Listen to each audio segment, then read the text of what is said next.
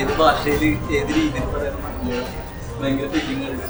പിന്നെ എന്നെക്കാളും എനിക്ക് പറയാനുള്ള രണ്ടുപേരുടെ പേരാണ്. ഒന്ന് ഫൈസൽ സാർ, പിന്നെ കപ്പിത്താൻ, രണ്ട് വിനോദേട്ടൻ. ഞാൻ ഭയങ്കര ഫാനായി പോയി, ഭയങ്കരമായ ഫാനാണ്.